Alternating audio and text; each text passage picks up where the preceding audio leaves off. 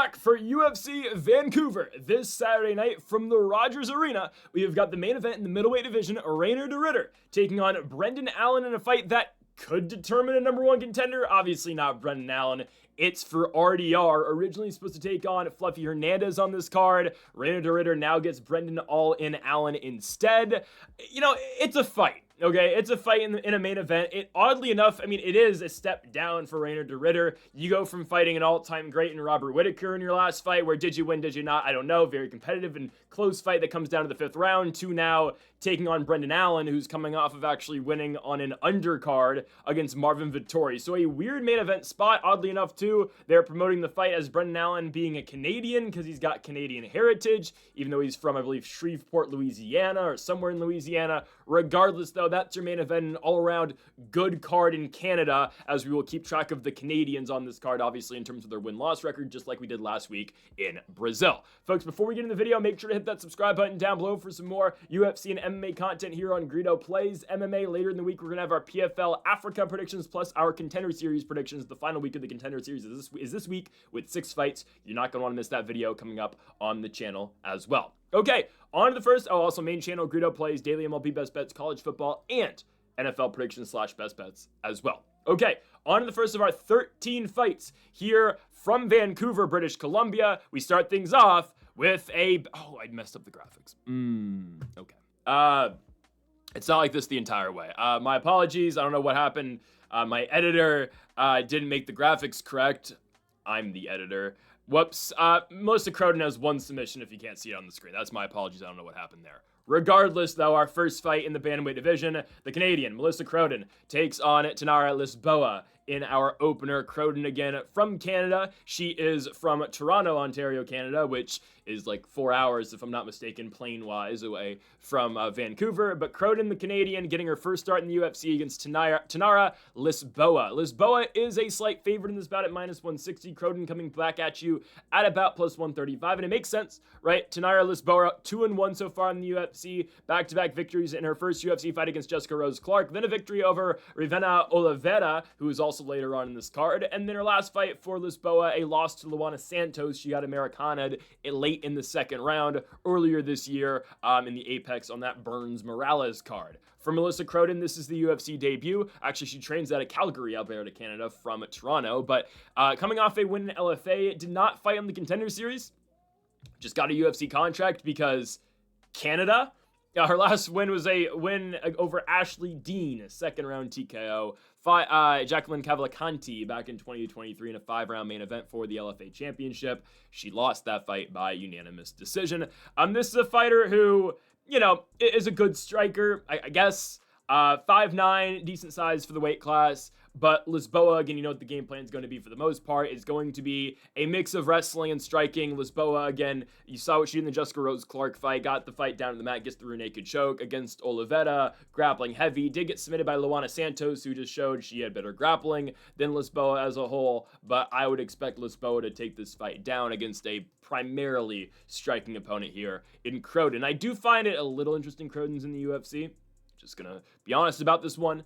Fought Evelyn Martins back in 2021, lost, picked up back-to-back victories in random regionals, then lost to Cavalcanti for the LFA Bantamweight Championship, won back-to-back fights since, but fought, you know, in October of 2023, beat an 8-4 fighter, then beat 8-6 Ashley Dean in October of 2024, and now here she is in the UFC. Don't love that. You know, Lisboa, again, an evolving striking game. She's a Muay Thai fighter, even though I think, again, her grappling is probably her best spot. I mean, this is where she started, and so I shouldn't say an evolving striking game. It's an evolving grappling game, if I should say anything. This is a former, I believe, pro kickboxer in Tainara Lisboa, or former pro Muay Thai fighter. She trains out Sao Paulo, Brazil. I believe she has trained in Thailand in the past as well. But I think in this fight, there is a advantage for her in the grappling side of things. But as well in the feet, too, I wouldn't say she's outmatched striking with Melissa Croden. I think there's just an advantage grappling-wise for Lisboa. But when we do see, okay, you know, she should be able to have success on the ground. I think she's right there on the feet, if not better than Croden on the feet. This should result in a Tainara Lisboa victory. Nickname is the Thai Panther. I think she should be able to win the fight by decision. Now, Croden is the much younger fighter. I believe Croden, I thought she was in her 20s. I guess that age is not stated. I know Lisboa is 34, so getting up there in age, but again, Lisboa to me just does everything better than Croden. Again, we know she can strike, we know she can grapple, and it's Croden's first bout in the UFC, and Canadians never have been the best in the UFC, except for George St. Pierre. Nah, I don't want to go after Canadians that much, because the last time I went after Canadians on the Contender Series, the Canadian won. But anyways, Canada will start 0-1 on this card. I believe Tanara Lisboa wins the first bout here from Vancouver, British Columbia. She'll get it done against Melissa Croden. I think she'll win it by unanimous decision. We move on now to our second fight of the night. No Canadians, no Canadian tie to this one, but we have got the minus 275 favorite Azamat Bekoev taking on Yusri Belgaroui. I can't get his name right. It's Pereira's guy and Glover's guy, obviously, from Danbury, Connecticut. You got the babyface assassin, Yusri Belgaroui, taking on Azamat Bekoev. This is a fight that was put together, I believe, earlier this year. I'm pretty sure the first time they put this one together. Fight fell through. Bekoev was originally booked, I think, against Torres Finney, and they signed Yusri off the Contender Series. Well, he didn't get his contract off the Contender Series, but they liked him enough to give him a contract, so he's signed on to fight Bekoev. Fight falls through because Yusri can't get in the country, and now Bekoev just was left without an opponent. That was in August of this year. So Bekoev's a 2-0 UFC fighter, beat Zach Reese in his first ever UFC bout in 3 minutes, then came back and beat Ryan Loader by first round knockout right after that as well. Again, looked for a third fight in the promotion against both Finney and Yusri. Both of those fights ended up materializing. Now, for Yusri, I mean, he's the tall Dutch dude you always see in the background with Pereira. I mean, when you see, again, the Brazilian squad from Danbury, Connecticut doing the Pereira dance, obviously, at every fight or in the locker room, Yusri's always the tall, bald dude in the background, the Dutch guy. He's always there. He's always around. Pereira, when they show, obviously, clips of Pereira, sparring before fights, it's always with Yusri. I believe he's the main sparring partner of Alex Pereira. Unfortunately for Yusri, he's not Alex Pereira. The thing about Yusri is he had a very disappointing... Okay, I'll stop doing the dance. He had a very mid first fight on the Contender Series against Marco Tulio, and then his second fight on the Contender Series back in 2024, he wins by TKO. He was a minus 600 favorite, and Dana said, you just didn't do enough. Your fight wasn't that entertaining. Yes, you eventually won the fight, but it took you long enough, and I'm not interested. Maybe another night. So that should kind of describe what Yusri is. Good kickboxer, very good kickboxer. Again, former Glory kickboxer, had fought Alex Pereira multiple times in the past. I think he won the first fight against Pereira by decision and then lost the second to, doctor stoppage, and then got knocked out in the second Glory fight between him and Poatan. So now, again, in professional mixed martial arts like Pereira, now they train together, obviously, and Yusri is fighting at 185, obviously, with Alex fighting at 205.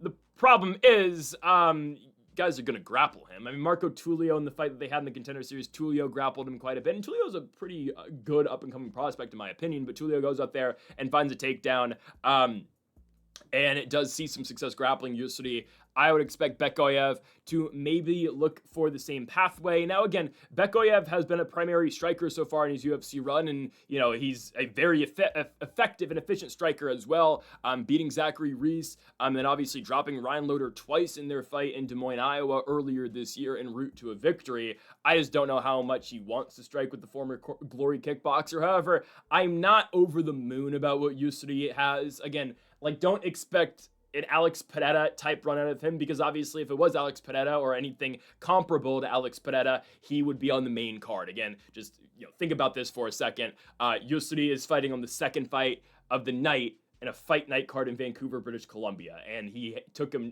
2 tries to get into the UFC. Again, it's not like Marco Tulio in the Contender Series fight, by the way, just straight up wrestled him the entire time. Yusri actually does a decent job fighting off takedowns and whatnot, but Tulio is actually very competitive in the striking game too. Yusri, to me, does not possess that one-shot knockout power. At least I haven't seen it yet in mixed martial arts. Again, it took him a while to get the finish on the Contender Series in 2024. It's just not a guy that can immediately shut your lights off with one big shot. And for Bekoev, again, this is a guy who I believe is more of a total package. He has grappling in his back pocket. He's an ATT guy, has 8 submissions in the past, 8 knockouts too. Again, we've seen primarily just striking out of Bekoev so far in his UFC run, but the grappling is there. The wrestling is there. So if he gets in trouble with Yusri in this fight, I believe, again, that pathway should be there for him. I think it's going to be a takedown and ground and pound. That's, I believe, the easiest pathways to success for Bekoev. It's not like, again, he's just another random guy on the roster who you'd expect to wrestle a former Glory kickboxer. No, I mean, this is a guy who's 2-0 in the UFC. He's 20-3 professionally. This is a good up-and-coming fighter, and I believe he will see a lot of success in this fight against Yusri Belgaroui. Again, troubles with the name. But I believe Bekoev should be able to get it done. I'm going to go second round TKO. Also, I mean, I know he's done it before, and he continues to do it. I don't know how Yusri makes 185. I mean, he's 6 feet 5 inches tall, and I get it. He's very thin, doesn't carry that much weight at 6'5". It's still got to be a tough cut, man. And, you know, you have a guy who's going to go out there and try to put you down, try to wrestle you. I don't know if the reach really makes too big of a difference there. Again, it's his first UFC bout, and Yusri's already booked against him once upon a time. I like the fight. Bekoev was already booked against Yusri at one point in time. I got to go Azamat Bekoev to win this fight. I believe he'll be able to get it done. I'm going to go second round TKO victory for the Russian trading out of ATT. On to our third fight of the night. We go now to the women's strawweight division as we've got Stephanie Luciano taking on Ravena Oliveira. I don't believe there is any Canadian ties to this one. Is she from Canada? Does she train in Canada? I don't think so. I know Luciano, again, from Brazil. No, Oliveira trains and lives in Brazil. So, yeah, there's no ties to Brazil in this fight. Now, for Stephanie Luciano, she lost to Sam Hughes in her last fight. And I get it, like, the Sam Page test actually is kind of a hard test now, because Sam Hughes has won 3 consecutive fights, beating Victoria Dudakova, beating Stephanie Luciano, and beating Shanna Bannon in 3 consecutive bouts. Hell, she's won 4 of 5. But, you know, when I see an up-and-coming prospect and I see you lose to Sam Hughes, I don't like it. You know, the Luciano fight, I know she's 25 and she's young, but that's the fight where I went, honestly, with Sam Hughes. Like, okay, I'm going to stop picking against Sam Hughes against young prospects. It's kind of like Angela Hill of sorts. Like, young prospect killer, here she is. Here comes Sam Hughes with her, you know, she's a high school track coach or whatnot. She's going to outpace you. She's going to out-cardio you. I'm done betting against Sam Hughes sometimes, that's one thing to say, man. I'm done betting against Sam Page. But yeah, Stephanie Luciano coming off a loss to Sam Hughes, split decision loss, but I think you gotta say Sam Hughes actually wins. Hughes out-wrestles Luciano in one of the rounds, and then the third round, again, the padded cardio out of, you know, Sam Hughes. The commentators love going to it, just like how, you know, remember Waldo Cortez Acosta used to play baseball? Sam Hughes ran track, you know, so she goes out there and cardio, bang, bang, bang, third round, she's all over you. Sam Hughes goes out there and beats Stephanie Luciano via unanimous decision by winning in the late rounds. Now, for Ravena Oliveira, 0-1 in the UFC, first fight against Tainara Lisboa, which should make you ask the question, why is she now higher on the card than Lisboa? I don't know. I mean, again, she jumped 2 weight classes, so Oliveira takes the fight on short notice. She's a flyweight. She fought a lot of flyweight outside the UFC. I don't think she's ever fought at 115, which is another weird thing. But she's essentially a 125-pound fighter. She gets the call to the UFC, relatively short notice. She takes it, and she fights Lisboa. Again, she loses the fight by unanimous decision up at 135, and now she's going to make the move down 20 pounds to 115. Now, she loses the fight to Lisboa by unanimous decision. Oliveira wins the third round. Lisboa wins the first 2. First round, very uneventful, but Lisboa does more. Second round, Lisboa just grounds Oliveira the entire fight. She's on top of Oliveira throughout the entirety of that round. Third round, Oliveira gets a takedown and actually has a lot of top control on that one, but ultimately, right, the winner is Tainara Lisboa. So here's now Oliveira in her second UFC outing, and she gets Stephanie Luciano. Now, for Oliveira, this is a fighter who had racked up a bunch of knockout and TKO victories outside the UFC, but the problem that we had with Oliveira at the time, and we still have with Oliveira, is she hasn't fought any good fighters. Guys, the Lisboa fight was the second fight she had in her entire career where she had fought a fighter with a winning record. Now, that's a real stat. Her entry-level fight in the UFC, or I guess her fight before going into the UFC over Simone de Silva, she beat an 8-5 Simone de Silva. But every other fight she had prior to that, against 0-0 competition. A bunch of fighters making their professional mixed martial arts debuts. So I don't really know how much I can put into that. Like, yeah, again, you fought Lisboa and you won a round grappling, and you actually won the third round, which is a little bit surprising, which, again, we just saw Stephanie Luciano lose her third round against Sam Page cardio Sam Hughes. But I don't love it. You haven't beaten anybody. Luciano, again, disappointing in the Sam Hughes fight. Do not get me wrong, very disappointing, but she beat Talita Alencar in their rematch. Yes, Luciano's already been to a point in the UFC where she's had a rematch. Her Contender Series fight against Talita Alencar, she has a draw, loses the first 2 rounds by getting taken down in the 3rd round, does so much work against Alencar to eventually she, gets the draw, and Dana says, I want you, but I don't want Alencar. They end up signing Alencar anyway, and they rematched in the UFC, and Luciano found the victory. She basically didn't allow Alencar to take her down. She's got good striking, she's got good hands, and really, if I'm Stephanie Luciano, I'm approaching this fight like I approached both of the Talita Alencar fights, and we've seen Luciano now, since that first initial matchup on the Contender Series, make the adjustments in the UFC and find a victory against a grappling and wrestling heavy fighter. So I would expect Stephanie Luciano to win this one. Again, Oliveira is still very unproven against no-name fighters, and Luciano is still 25 years of age, again, an up-and-coming prospect. I gotta go with the 25-year-old and Stephanie Luciano to win the fight by unanimous decision. Again, I don't know why either of these fights either of these 2 fighters are on the card, because there's no association to Canada, but it is what it is. Give me Stephanie Luciano to beat Ravenna Oliveira. She'll get it done by unanimous decision. We move on now to our 4th fight of the night, and we go to this one in the lightweight division. Kyle Prepolec takes on Drew Dober. I'll say it now, it kind of feels like the UFC is throwing Dober a bone here. I guess. Here's the thing, guys, about Prepolec and Dober. Obviously, you want Prepolec on the card because he's Canadian, so you want another Canadian guy on the card after we just talked about 2 fights where there was no Canadians, obviously, in the Bekoev Yusuri fight and the Luciano Oliveira fight where 2 Brazilians were fighting. Why wasn't that just in Brazil last week? I don't know. I don't know why they do this sometimes. But anyways, you want to get Prepolec on the card. I get it. He's Canadian. And at the same time, Drew Dober has lost quite a bit recently. Drew Dober has lost 4 of his last 5 fights, now lost 3 consecutive fights. Obviously, had the Moicano loss by decision, then went on to lose to Gene Silva, relatively short notice bout that he took, and then lost to Manuel Torres and got knocked out by Manuel Torres in Mexico in March. Now they give him Prepolec, who, can we say is UFC caliber? Don't think so. That's the harsh reality to this. I don't think Kyle Prepolec is really a UFC level fighter. He's not. Had a first stint in the UFC way back in, 2019, had 2 fights in the UFC, lost to Nordine Taleb, lost to Austin Hubbard, got cut from the promotion, actually fought Mikhail Dufour outside the UFC. Dufour, a PFL name who did not see any success in the PFL. Actually, no, he did. He made the playoffs, didn't he? Because he beat Mads Burnell. How random was that? Prepolec goes out, beats Michael Dufour in a 5-round split decision bout. It wins some random fights. Was coming off a win over a 25-29 fighter, Gustavo Wurtzler, and then he was actually booked against Mikhail Dufour again. Fight never happened because Prepolec got signed to the UFC, took a fight on 4 days' notice because Joel Alvarez, who just beat, Vicente Luque just yesterday, had pulled out of the fight against Benoit, probably because he couldn't make weight, because he's 6'3", fighting at 155 pounds. Obviously, again, he's gone up to 170, and then Prepolec got the fight against Benoit instead, and that fight went about as well as you would expect to go. Benoit dominated Prepolec. Prepolec saw no success in that fight, and now here he is. Now, this fight has the makings of being a very stylistically interesting fight, because I know what Drew Dober does. He has a wrestling background, and he has wrestling in the back pocket, but does he always go to it? The answer to that question is no. I know how Drew Dober fights. That's just not what he does. It's there for him. It's available for him. I don't think he really goes to the well with it, though, today or on Saturday.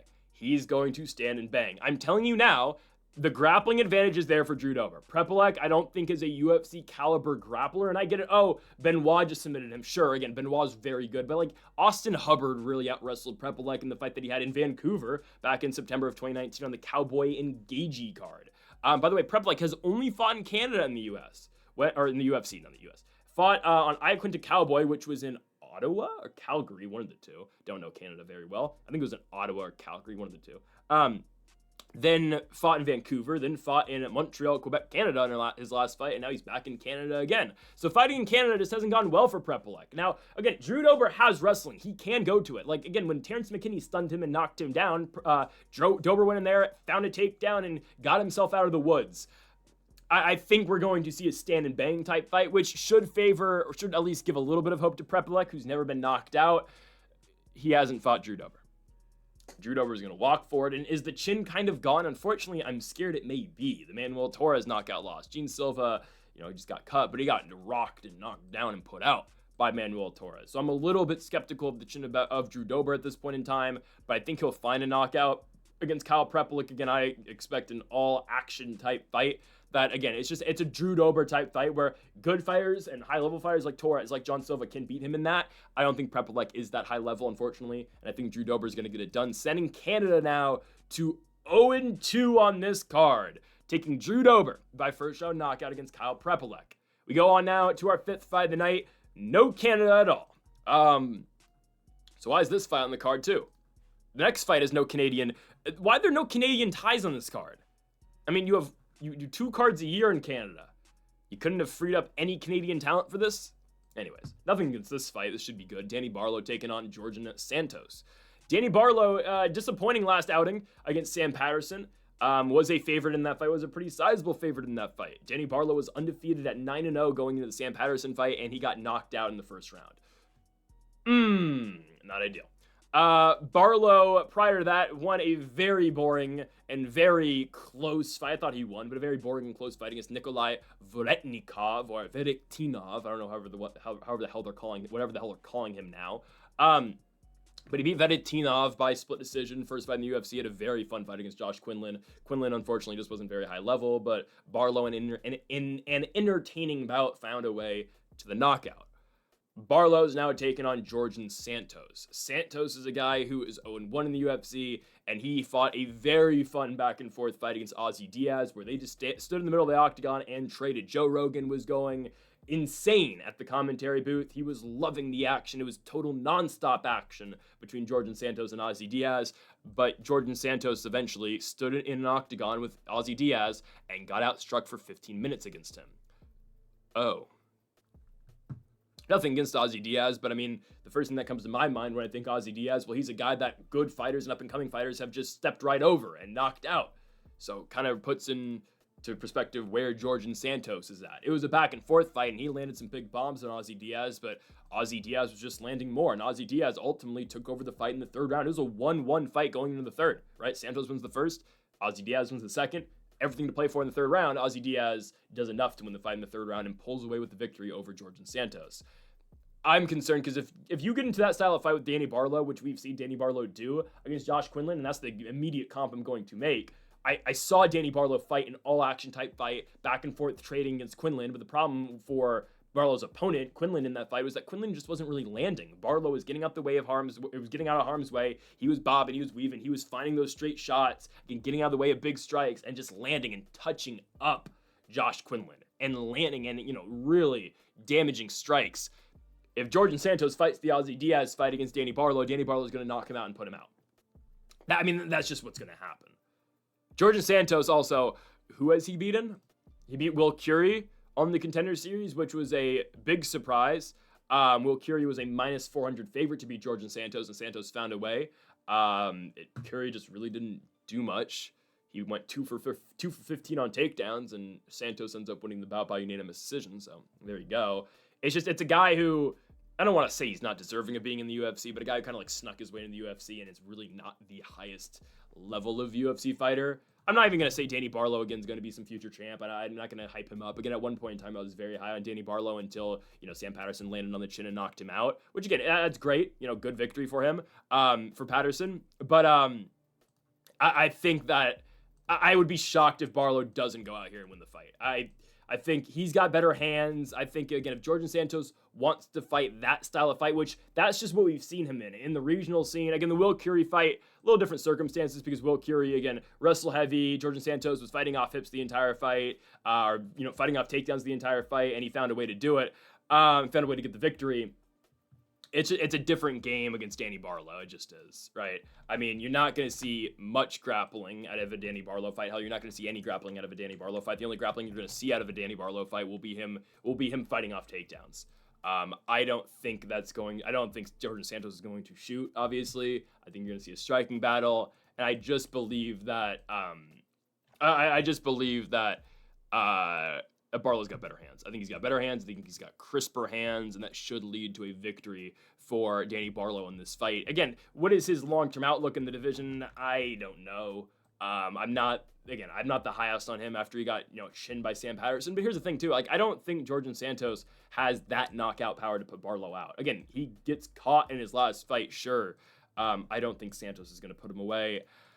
I'm gonna go Barlow first round knockout. I mean, this does feel just like he's better than this guy, man. He is. He's better than him. He's got faster hands. I would argue he hits harder too. So yeah, I'm gonna go Danny Barlow to win the fight by first round knockout. We move on now to our next fight, and we go to a matchup here in the flyweight division. Again, no ties to Canada. Where are the Canadian ties on this card? I don't know.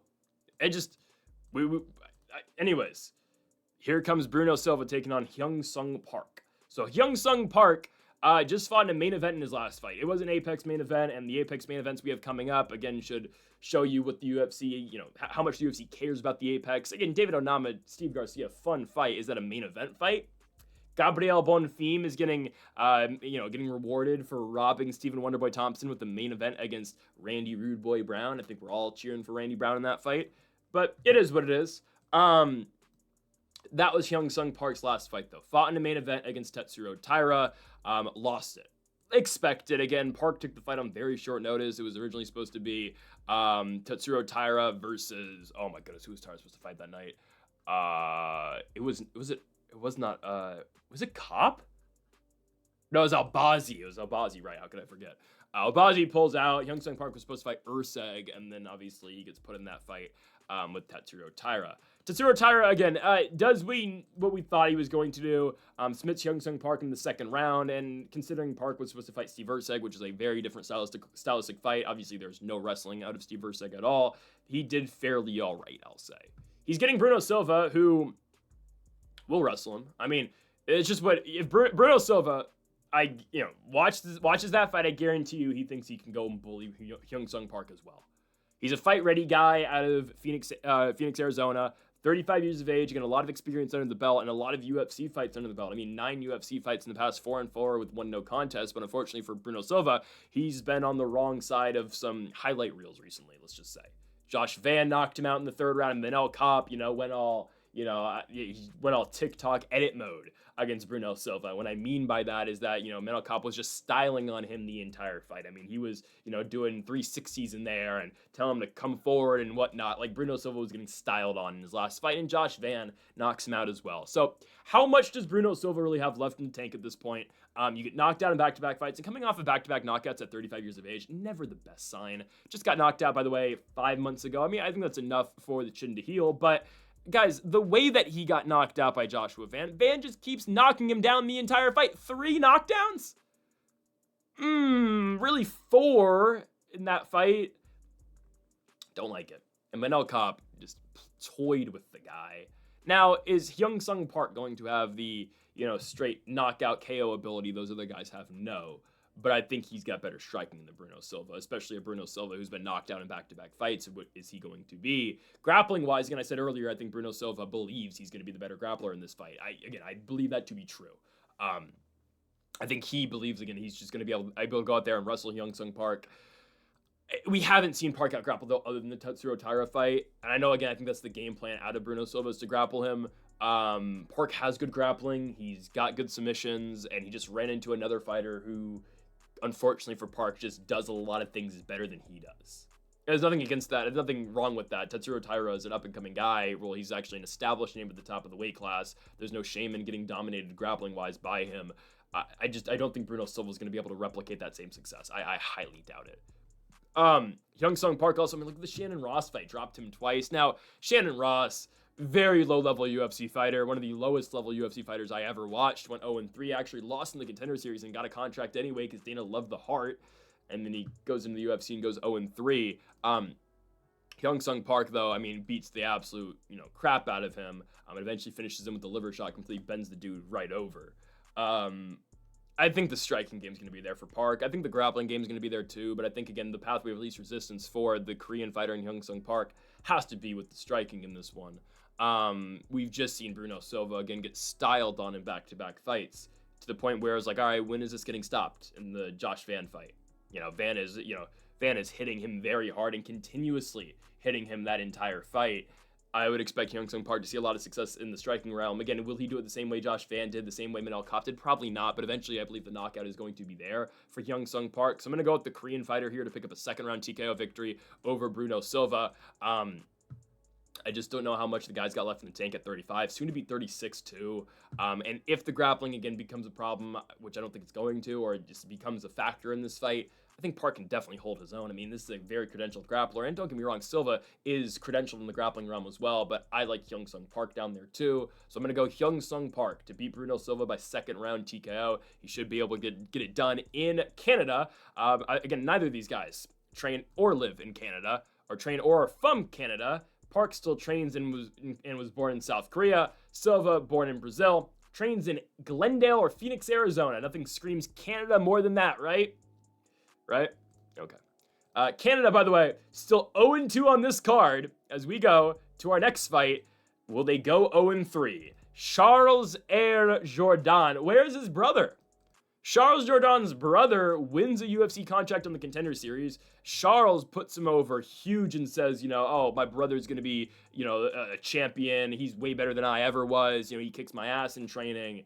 Dana, the Jourdain camp is asking for him to get put on this card. Dana says, all right, there's no sight of both Jourdains. It is just Charles Jourdain on this card, and that's fine. Again, you can expect fun fights almost every single time Charles Jourdain steps into the octagon. He gets a difficult fighter in Davy Grant. I mean, the Davy Grant test has been very difficult for so many fighters. I mean, when you think he's done, he's 39 years old, about to be 40 in December. He keeps on winning fights. I mean, it's crazy. It is crazy that this guy just keeps on coming back. Davy Grant, 39 years of age, and he's won 4 of 5, and arguably you can say he should have won the Daniel Marcos fight. I mean, the run he's been on since 2022, a Luis Smoka TKO win, a win over Rafael Assunção by inverted triangle choke, a loss to Daniel Marcos in a fight that he probably should have won, a Ramon Tavares victory by decision, a very fun fight in Tampa, Florida, the final card of the final card of 2024, back and forth banger for Davy Grant, and then a win over Damone Blackshear. Blackshear's really good. And Davy Grant really held his own in that fight, winning it by unanimous decision. Actually did more than held his own. He won the fight, obviously, loses the first round, dominates the second two in the striking game. Damone Blackshear had nothing for Davy Grant as the fight went on. Charles Jourdain is an interesting guy, man. And this fight is really set up for him, though. Okay, hear me out. In Canada, right, I know Jourdain is from Quebec, so, again, a little off, obviously, of Vancouver. If I'm right here, I believe, right. Montreal, no, sorry, yeah, Quebec is like over like North Dakota, I think. So, I mean, that's not that far of a flight. Is Montreal like the Midwest of Canada? I don't think it is. I don't think they really have a Midwest. They just have the forests and whatnot. They just have the North Pole up north, right? I think. I don't know. I don't know Canada that well. I've never been to Canada. Maybe I should go. Regardless, though, Jourdain's relatively close, obviously, to Vancouver, but this fight's very set up for him. You're in Canada. Surprisingly, I felt like Jourdain is much older than 29. He's still 29 years old. Yeah, he hasn't hit 30 yet.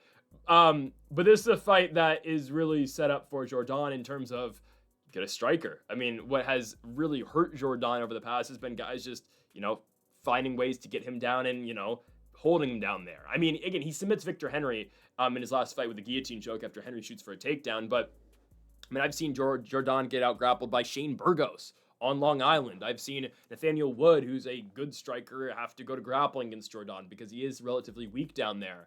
Again, he defends takedowns with the guillotine choke, and his last 2 wins are actually by guillotine against Ricardo Ramos, who just lost to Genghis Khan Ofli in his last fight in Brazil just yesterday, and then Victor Henry by guillotine as well. There's going to be no threat to take down this fight. That's just not what Davy Grant does. I mean, Davy Grant's last fight, we made a whole, it was a big deal in that fight. We were thinking, okay, like, can Damone Blackshear take him down and hold him down? Well, Davy Grant, again, he's almost 40. He's a man, right? I believe that's a John Anik statement, or was that a Goldberg statement? I don't know. He's 40. He's a man. He's going to strike.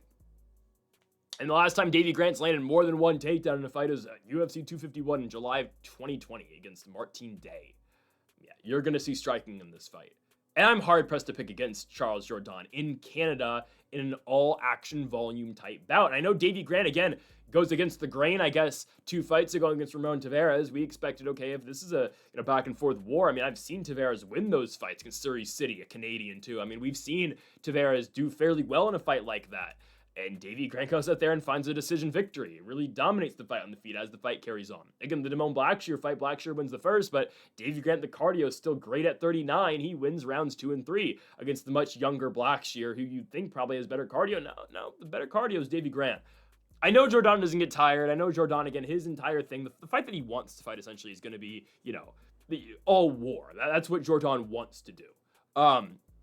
Most of his fights, watch the Marcelo Rojo fight. It's a really good underrated fight. It's in the Apex. It's a undercard fight for the first Bilal Muhammad and Leon Edwards fight. But that's a really fun fight on an undercard. Obviously the Dooho Choi fight in Korea was tremendous between Jourdain again and Dooho Choi, the Korean Superboy.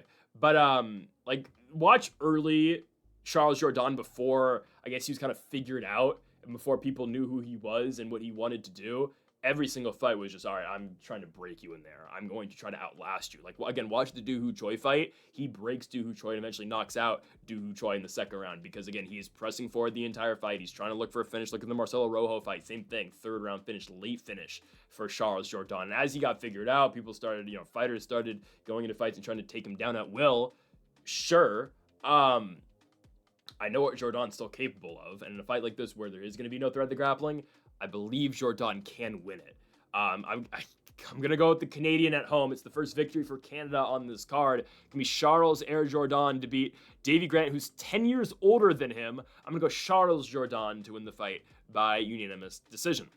On now to the main card as we kick things off in the lightweight division, as we've got Kyle Nelson in a home game essentially here against Matt Frevola. Well, he's not from Vancouver either, but he's from Canada, so close enough. Because Matt Frevola is all the way from Tampa, Florida. So long flight for Frevola. I mean, we talk about in the NFL, right? Tough trip for Seattle, the Seahawks or the Kraken or whatnot, going down to Florida to play those teams. Same thing, vice versa.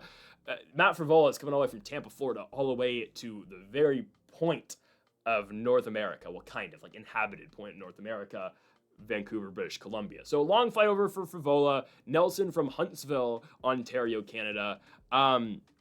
And you get Matt Frevola here as a slight favorite in this fight, again, to open up the main card. Should be interesting. Kyle Nelson, again, has been on a little bit of a run, at least was on a run until he ran into Steve Garcia, and that's been part of the Mean Machine's big run. Nelson missed weight in that fight, but Steve Garcia eventually, finds a knockout finish in the first round. Garcia's on a run now. He's going to get David Onama in a main event Apex fight coming up. But Nelson just gets overwhelmed in that, man. I mean, Garcia comes out there and really just blitzes the guy. Kyle Nelson gets one significant strike off in the entire fight. And it's crazy because the run Kyle Nelson was on prior to that was really good. Beats, I believe Blake Bilder was Canadian, I think. Beats Blake Bilder back in UFC 289. That was Bilder's first UFC fight. Then beats Fernando Padilla. Knocks our TKO's Bill Algeo. Weird fight, standing TKO finish in Atlantic City, New Jersey. Again, very odd one. Should it have been called? Should it have not been called? Whatever. 3-fight winning streak, then runs into Steve Garcia and gets knocked out in September of 2024.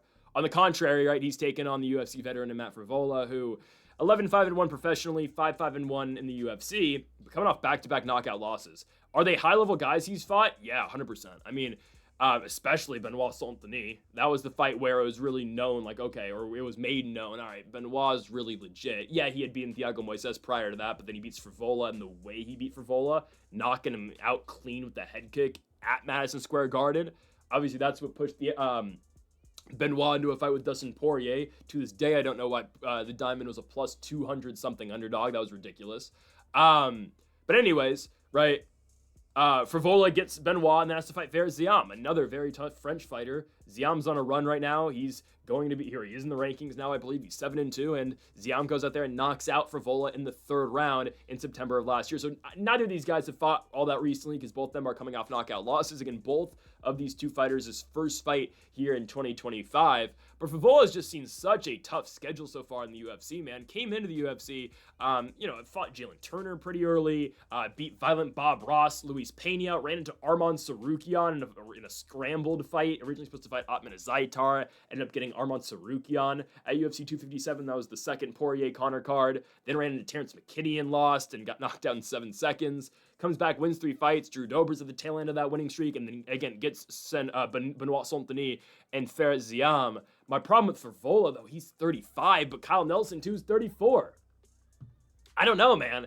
These are 2 older guys. I think Frevola's higher level, but I don't know, man. Both these guys, again, very weird records. Frevola 11-5-1, Nelson 16-6-1. And again, you look, obviously, in red on the screen here. Nelson 4-5-1 in the UFC. Frevola 5-5-1 in the UFC. So very 50-50 fighters. Both guys who are just going to go out there and try to scrap. 2 guys who are kill or be killed. It makes for a fun fight to watch. Does it make for a fun fight to bet on? Nope.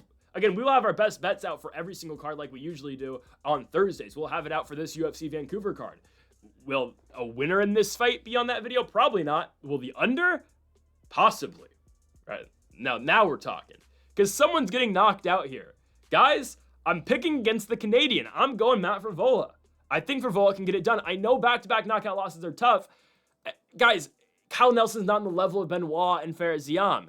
Frevola before that knocked out Drew Dober, and I get it, Dober's chin not where it used to be, but back then Dober's chin then was still pretty solid, at least relatively speaking. Like, Frevola was one of the first guys to knock out Dober. Again, we saw the Dober chin cracking when Terrence McKinney almost put him out, but whatever. Or, it was very close to putting him out. I think Frevola should win. Guys, Kyle Nelson, again, has big power, throws bombs, but even, look at his win over Algio, right? Watching that fight live and watching it again, right? He did not deserve that finish. I thought they should have let Algio stand that fight a little bit more. Hell, if we got the officiating that we got in that Brazil card just yesterday, fight would have gone on for ages. Every fight was refereed like a championship fight yesterday in Brazil. But this is a spot where I believe Frevola wins. I believe Frevola is higher level than Kyle Nelson. I think he hits harder than Nelson. In terms of output and volume, I think that might side with Nelson too, or on the contrary, it might side with Nelson, but I think this is a fight Frevola should win. I like the power more. I get he's lost back-to-back fights. Coming off back-to-back knockout losses at 35 is tough, but at the same time, Nelson's coming off a knockout loss at 34. And, just look at the strength of schedule. Frevola has always fought more difficult guys. Yeah, Nelson's last outing against Garcia is very tough because Garcia is really good, but that's really it. Frevola, I've seen him have to prepare for Ziam, have to fight Benoit, and hell, he went out there and beat Drew Dober. I'm going to go Matt Frevola here. I'm going to go Frevola to win the fight by first round knockout against Kyle Nelson. I believe, this does send the Canadians now to 1-3 on this card. Not entirely where they want to be, but there's still a lot more Canadian action left. But for now, again, we're going to go Matt Frevola, first round knockout victory over the Canadian and Kyle Nelson. Another Canadian now steps up to the plate. No, never mind. I don't know why I thought Cody Gibson was Canadian. I'm sorry. I don't know. Why is this on the main card? You put Jourdain on the prelims and this is on the main card? Guys, I just assumed Cody Gibson was just a Canadian because he was here. And isn't Gibson, Gibson's like a Canadian name, right? I think. Maybe not.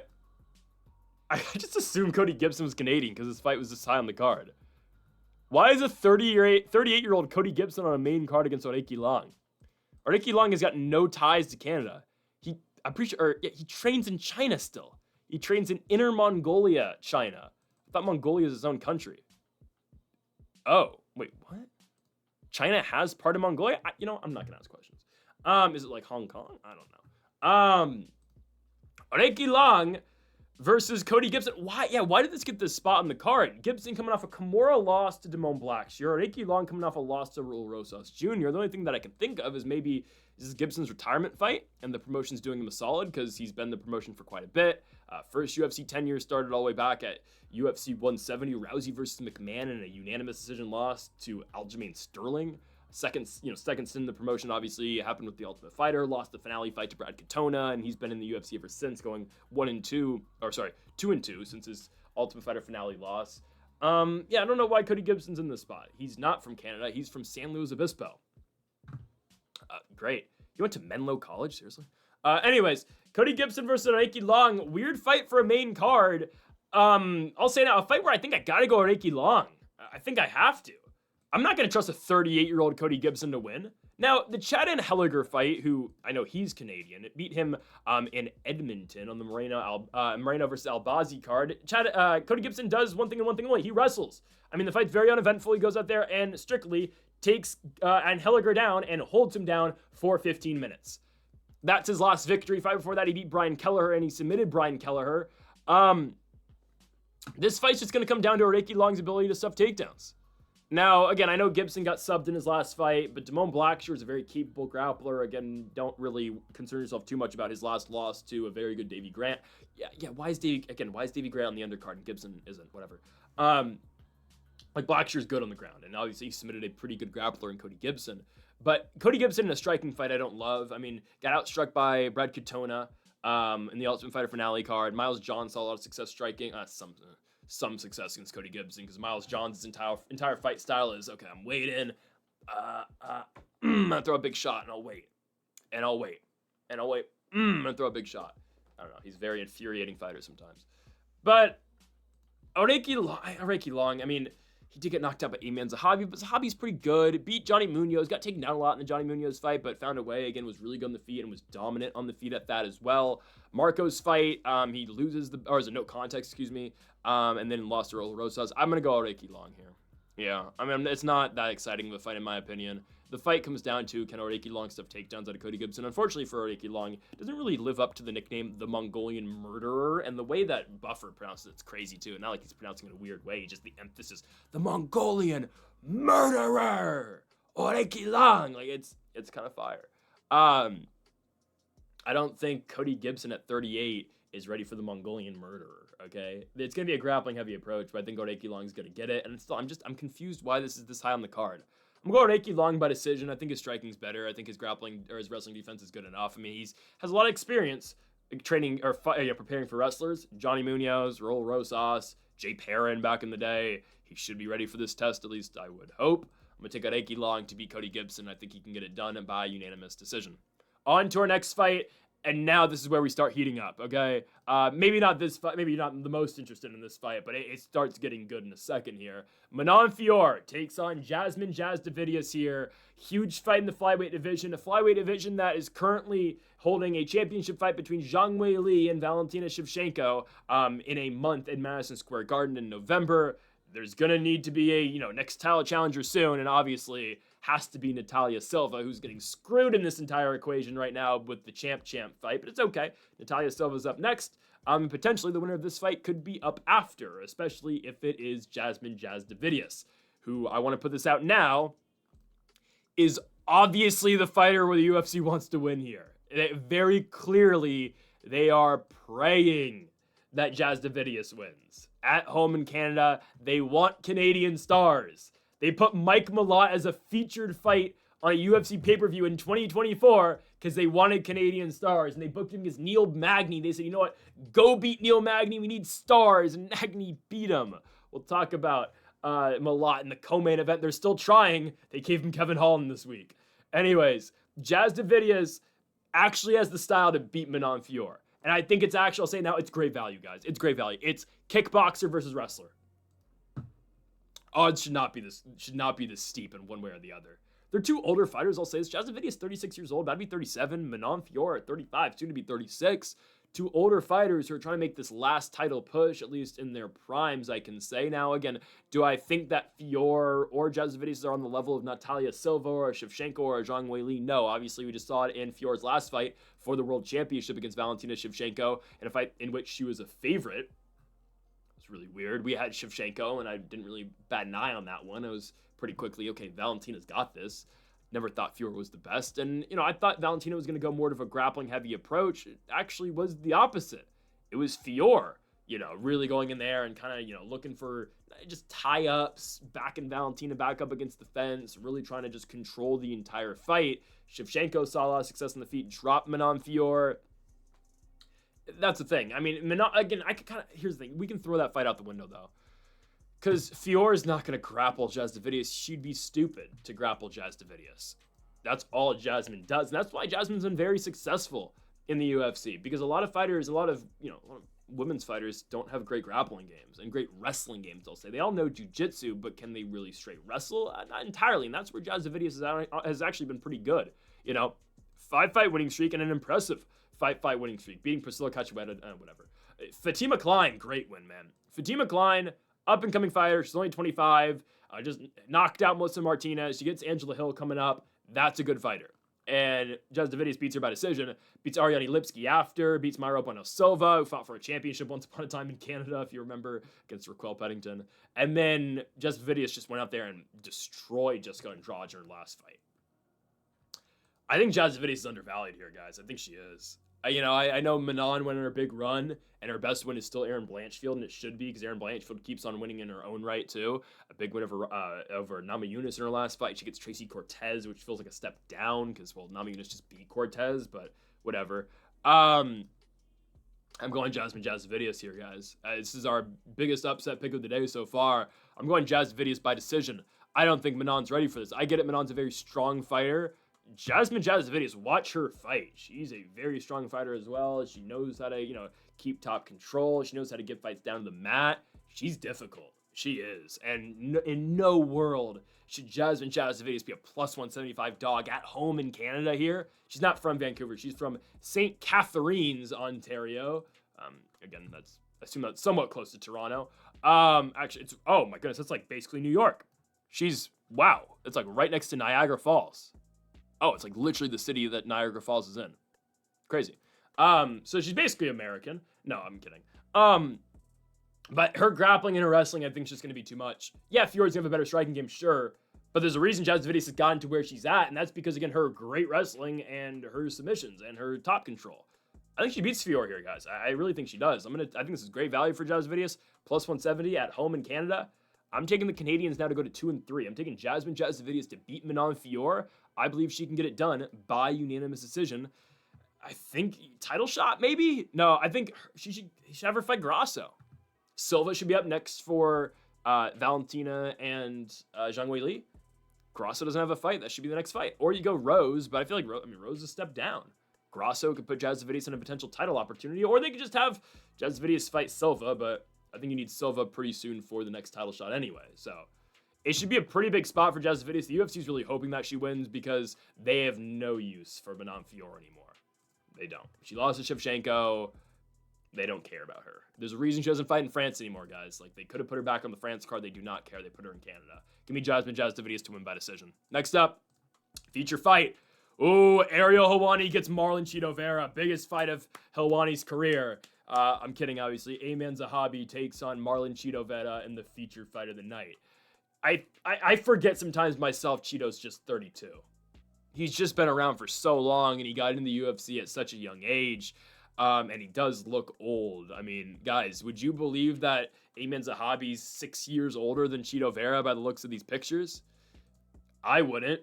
Not to say Chito looks like an unk or whatnot, but he doesn't look that young. Anyways, Ayman Zahabi, Marlon Chito Vera, it's actually a really big fight. This is the fight that can firmly establish Zahabi as a top name. And yes, he's coming off a win in Canada over Jose Aldo. Did he beat Jose Aldo? No. It's a closer fight than I remembered it to be when I watched it. When I watched it live, I thought Aldo did enough to get the win. I still think he was up 2-0 going into the third round. And yes, he knocks down Zahabi early in the third, but obviously he doesn't get that round. I think Aldo wins it, but I'm not calling robbery anymore. I think it was a very competitive bout. Biggest win of Zahabi's career, and honestly, for the betterment of the sport, actually does more that Zahabi gets it because Aldo is just going to retire anyway. At least, maybe he just retired because he lost. He just did the whole thing in Rio just yesterday. But anyways, Zahabi coming off a huge victory over Jose Aldo Jr. Now on a big winning streak, man. Zahabi, after losing to Vince Morales back in Canada in 2019, Zahabi has now won 5 fights in a row. Draco Rodriguez knockout win, Ricky Tercios victory, Aoriqileng knockout win, Javid Basharat decision win, huge underdog, like a plus 400 underdog won that fight. Beat Pedro Munoz in Canada, and as an underdog as well, beat Jose Aldo Jr. I mean, I'm going to stop, picking against Ayman Zahabi, or at least I'm going to stop, thinking, Zahabi is not that high level. No, Zahabi is relatively high level, man. He is. He's relatively high level right now. And here's the thing. I always have this with Cheeto fights, man. Can we expect him to throw? That's the thing. I mean, can we expect output out of Marlon Cheeto Vera is always the question. Every single Marlon Cheeto Vera fight that he has. Or that just happens. Right? Because it's a problem. I mean, look at his last 2 fights. I mean, look at every fight that he has. Guys, look at three of the last 4 fights that Marlon Cheeto Vera has had. It is the same problem in every single fight. It's, okay, when's Cheeto gonna go? And here's the thing. It's the trap that he's fallen into because he got bailed out. Not even bailed. I mean, I can't say it's bailed out because good wins. I mean, they're great wins over Frankie Edgar, Rob Font, and Dominic Cruz. But in all of those fights, Vera just sits down on his big power shots, and every time he touches Edgar, touches Font, touches Cruz, they go down. Part of the problem of that, though, is, you know, the output is nowhere near what it should be.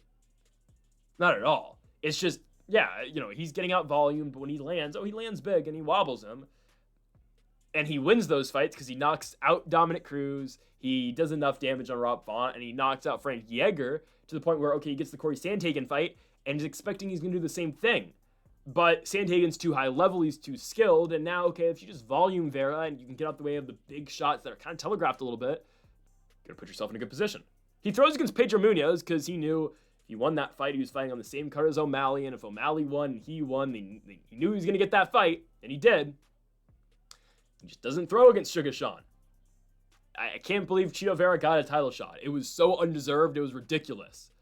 And then the Divas and Figueiredo fight, I saw it coming. You know, Figueiredo slight favorite in that one. We easily went Davison, who just saved his career by beating Montel Jackson yesterday, but it's a good on him. But I saw that one coming. I didn't think Cheeto was going to win that fight, and he didn't. He's been booked twice against Mario Bautista. Cheeto pulled out of both of those fights. Her first fight got rescheduled. Cheeto pulled out of the second fight. Bautista now has been rewarded by getting a essentially title eliminator fight against Umar Nurmagomedov later in the year. Actually, next week. And now Cheeto gets Zahabi. Guys, the way Zahabi's fighting, I don't know how he loses to Vera. Unless Vera knocks him out, which, again, I do have that knockout loss for Ayman Zahabi engraved in my mind when he got knocked out by Ricardo Ramos via spinning back elbow. Like, that was nasty and that was brutal. But as long as that doesn't happen, as long as Cheeto doesn't find a front kick up the middle or a big power shot, Zahabi's going to be fine here, guys. He should be, you know. I think this is a win for Ayman Zahabi. I think in a 15-minute fight, too, you know, it doesn't give Vera all that time to just find the big knockout blow, which we've seen in past Marlon Vera fights. In a fight like this, if Zahabi can just pressure a little bit, show some volume, it's going to be difficult for Vera to win. So I'm going to go Ayman Zahabi here by decision. He is 5 years older than Cheeto, but the run he's on right now is big. I think the way he's fighting is huge, too. He should be able to overwhelm Vera with volume, and I just don't think Cheeto's able to find that one knockout shot. So I'm taking Ayman Zahabi. The Canadians now go to 3-3 on this card as Zahabi picks up a huge decision victory and 2 back-to-back massive victories for Canada for Zahabi and Jasudavicius. On now to the co-main event as Kevin Holland takes on Mike Malott. Can I trust in Holland? I don't know. Kevin Holland fights are so tough to pick, man. They're so difficult to pick because you just don't know what to expect in these fights. The guy just lost to Daniel Rodriguez. Oh, man. He was back in the rankings, got a D-Rod fight, and he was a huge favorite, minus 605 favorite, and he lost. I don't know what to say about Kevin Holland because when I thought he was done, he was losing every single fight. And sure, he's fighting really good guys, Dolidze, Reinier de Ritter. He beats Gunnar Nelson, who I thought was just going to grapple him. And then we thought he was going to beat Luque. A lot of people thought he was going to beat Vicente Luque. And this is going to be Kevin Holland's 5th fight of the year. I wouldn't be surprised if he's trying to get back on the pay-per-view card in December at the end of the year, too. Because I think he's going to go for 6 fights. Because you can't get paid if you don't fight. But, man, the loss to D-Rod just sucks. I mean, Holland's up early, but then Rodriguez just keeps landing, almost knocks out Kevin Holland. Oh, that second out is so bad. Holland does come back in the third, and I honestly thought Kevin Holland won. Don't get me wrong. I thought he won rounds 1 and 3, but it doesn't matter. That fight's not supposed to be that close. I mean, you got gifted the D-Rod fight because you were supposed to run right through the guy. Oh, man. Now, D-Rod's ranked, and obviously he is the easiest ranked matchup for anybody in the UFC, but now here's a chance for Kevin Holland to get back in the rankings. Here comes Mike Proper Malott, who's 5-1 in the UFC, but his one loss is Neil Magny. We talked about it earlier, UFC 297 Strickland Duplessis 1, main card of a pay-per-view. He's the next Canadian star. Oh, yeah, right? He's won the first 14 minutes of the fight, and here comes Neil Magny to steal it at the end. No, really, he won the first 10 minutes, but Magny won the last round and eventually gets the TKO in the third round. Malott then comes back, beats Trevin Giles in a pretty uneventful fight in Edmonton, Alberta, Canada, and then just beat Charles Radke by TKO, second round TKO over in Montreal, Quebec, Canada. Yeah, but you got Kevin Holland now, man. I think Malott's going to wrestle. I think he's going to. I mean, like, look what he did in the Neil Magny fight early in the bout. He really did not want much part in the striking game, not like Magny's some dominant striker. But hey, Neil Magny's coming off a big victory over Jake Matthews via Darce choke in his last fight. But I expect Malott to probably grapple here. Because, I mean, that's how you beat Kevin Holland. But the thing is, that's how you beat Holland at 85. Back at 170, Holland did have this kind of weird, I don't want to say aura, but had his, like, thing around him. Like, okay, like, Holland's pretty solid at 170. Because that's when Kevin Holland's taking the sport seriously. He's hard to take, he's harder to take down at 170 pounds. Like, look at the fights they had at 85, losing to De Ritter, losing to Dolidze. He lost and came back to 70, beat Nelson and Luque in back-to-back fights. Can Malott take him down and hold him down? I don't think so. And then can Malott beat Holland on the feet? Maybe. I mean, again, Holland just lost to Daniel Rodriguez and almost got knocked down in the second round against Daniel Rodriguez. And that was just in July. Ooh, man. But that's just Holland's thing. He keeps fighting and he keeps on getting fights. I don't love this. I don't know. I'm going to go Kevin Holland. Yeah, I'm going to go Kevin Holland. I don't think Malott's ready for prime time. Like, I've seen this before, kind of. I mean, they keep giving Kevin Holland big fights against up-and-coming guys. I mean, I saw this against Jack Della Maddalena on the first Noche card. They gave Jack Della a huge fight. It was Kevin Holland. Michael Venom Page's first UFC fight was Kevin Holland. Reinier de Ritter's first real big fight in the UFC was Kevin Holland on a pay-per-view main card. And hell, again, right? RDR, main event of this fight card coming up in just a minute here. To me, I don't think Malott can just take him down and hold him down. I don't think Malott can submit him. And I think striking-wise, I'm not that wowed with Malott to the point where, I think he's going to dominantly, find big shots against Kevin Holland and find striking range and find, clean shots on Trailblazer or Big Mouth. And yes, Rodriguez rocked and wobbled Holland in the second round, but ultimately, when you go back and watch that fight, I thought Holland won rounds 1 and 3. I thought he kind of got robbed there. Again, you can't get robbed because of, you're minus 600 favorite and you shouldn't have been in a competitive fight with that guy in the first place, but still, right? Like, I think Holland is very capable still. I think he should be able to beat Mike Malott. I'm going to go Kevin Holland to win the fight. If he's going to win, I think he's going to knock Malott out, man. In Canada, this would be so Canadian, too, for Malott, right? You finally get put in another big spot in Canada, and you lose it. I'm going to go Kevin Holland second round TKO. I think he finds that shot. Whenever you... and this is another big reason why I'm picking Holland here, right? Whenever you think Kevin Holland's out of it and you think, okay, I can't really trust in Holland anymore because of his last fight. I mean, hell, again, just lost to Daniel Rodriguez. This is where he surprises you. This is where he wins. Kevin Holland will beat Mike Malott. He'll get it done by second round TKO. On to the main event in the middleweight division. Reinier de Ridder, potentially one fight away from the UFC championship opportunity, takes on Brendan All-In Allen. A little surprised the odds are this close. I am. I really am, actually. And if that gives away the pick, so be it. But RDR was supposed to take on Anthony Hernandez. It was a fight that was going to be close. I didn't know who I was going to pick before that fight got canceled a couple months, or like about a month ago. That fight got canceled a couple weeks ago. So I was still uncertain on who I was going to pick in that fight. But regardless, the run RDR is on right now is pretty insane. I mean, again, like I said, like I opened the video with, I mean, you're getting Brendan Allen after beating Robert Whittaker. Like, if there's ever a trap fight in mixed martial arts, this is what it is. I mean, it's a guy you're easily supposed to handle. You just beat Robert Whittaker, who's one of the greatest middleweights ever, and you go to this, and you beat Bo Nickel the fight before. Like, the question that I'm asking is, what does Brendan Allen... I'm sorry if I'm getting it away so quickly. What does Brendan Allen offer Reinier de Ridder that Reinier de Ridder is really all that concerned about here? Yeah, Brendan Allen's 5 years younger, sure. And RDR is 35, but RDR is on his run right now. He's on his ascent to the championship.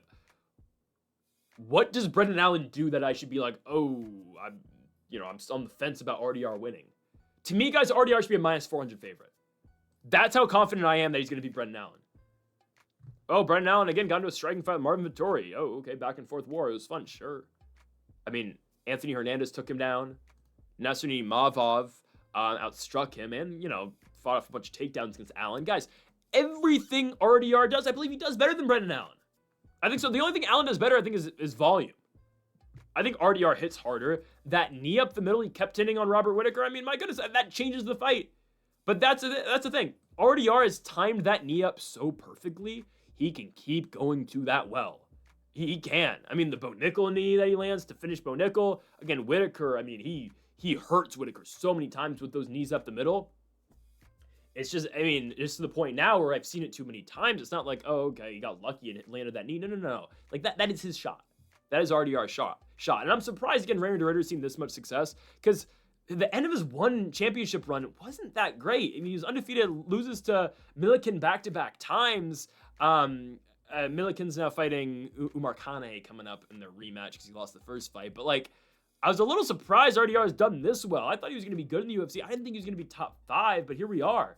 I mean, I know people making the comps to him and, Dricus du Plessis because DDP, RDR, okay, they fight differently. They're a little bit both, funky, goofy fighters, I guess. But they both came from outside the UFC, obviously, right? But I think RDR quite easily wins this, guys. I'm really, I've no doubt in my mind that he doesn't win this fight. How does Brendan Allen beat him? He outvolumes him? Because I know he's not submitting Reinier de Ridder. I can say that now. He's not going to submit Reinier de Ridder. If Brendan Allen couldn't get the better of Anthony Hernandez grappling and Nasruddin Mavov grappling, he's not getting the better of RDR. I know for a fact that's not going to happen. So Allen's only pathway to me to win this fight is if he just straight up just outvolumes RDR the entire time. And just gets in his face and throws a bunch at him, and RDR doesn't really know what to do with that. Even though, again, RDR has seen good strikers before, and he's seen guys who have, tried to outvolume him in the past. How I see this fight going is RDR's winning on the feet. Brendan Allen tries to shoot for takedowns. He doesn't get it. RDR actually flips it. He gets on top, and all right, now RDR's, he's the one initiating some of the grappling exchanges, and he's winning the grappling exchanges. I believe as the fight goes on, RDR is only going to get more comfortable in there with Brendan Allen, who, by the way, is representing Canada, which I don't know if you want to represent Canada because they're 3-4 on this card, and I'll say it now, if we're going to count Brendan Allen as a Canadian, he's from Louisiana, but he's got, people from Canada in his family. Well, the Canadians are going to finish the card 3-5. My only question now is how does RDR win? I believe it's going to be like a 3rd round or 4th round TKO. I think it's going to be an eventual breakdown of Brendan Allen. I'll go 3rd round TKO here for the Dutch Reinier de Ridder. I think it's going to be that knee, man. I think it's going to. I think Brendan Allen's not going to see much success. I think he'll have the success that he sees. Allen's going to be like, oh, I got him hurt. I'm going to over pursue. Kind of what Whittaker did to us, to a certain extent, right? And then, okay, de Ridder hits him with something back. You underestimate the power coming back at you. I know, again, Whittaker did drop RDR in the 3rd round, but de Ridder recovers fairly well. He scrambles pretty well, gets out of harm's way. I mean, it's hard to put this guy down, put this guy away. Again, if Robert Whittaker couldn't beat him, and even though, again, that fight was extremely close, it comes down to a very competitive 5th round, RDR wins. He beats Bo Nickel, right? Bo Nickel can't get him down. Guys, if Bo Nickel... And I know Bo Nickel didn't really shoot that many takedowns. He shot 1 and couldn't get one in the 2nd round. But if Bo Nickel's not able just to purely, just straight up out-wrestle Reinier de Ridder and hold him down, what the hell's Brendan Allen going to do? Say what you want about Bo Nickel, but we know Brendan Allen doesn't have better pure wrestling than Bo Nickel does. I don't know. To me, the fight's really easy. It's Reinier de Ridder. It's just how does Reinier de Ridder win it? I think he wins it within the distance. I don't think this one goes 25 minutes. Eventually, he'll find that finish. I think it's via TKO. But I think Reinier de Ridder's got better grappling than Brendan Allen does. I believe so.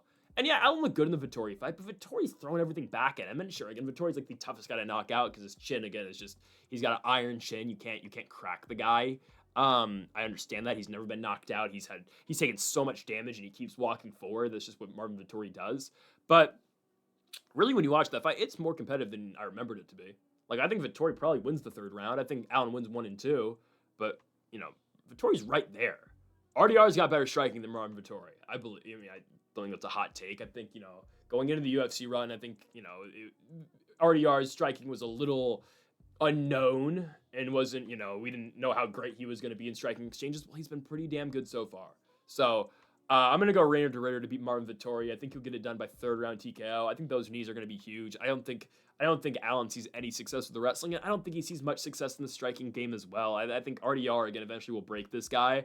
And I think everywhere the fight goes, I believe Reinier de Ridder is better. And I'm just shocked the odds are this close, which makes me think something's up, honestly. But I'm still going to stay the course with Reinier de Ridder. I'm going to go with RDR to win the fight as a minus 210 favorite in Canada against Brendan All in Allen. 215 favorite. Give me, again, Reinier de Ridder. Folks, thank y'all for watching our UFC Fight Night de Ridder versus Allen full card predictions from Vancouver, British Columbia. If you have not yet, though, make sure to hit that subscribe button down below for more. Make sure to leave a like if you did enjoy the video. Make sure to comment if you disagree with any of the picks. If you have not yet, though, make sure to leave a like. Make sure to subscribe. Folks, thank y'all for watching. I completely got that out of order. Folks, thank y'all for watching, and Mamba forever.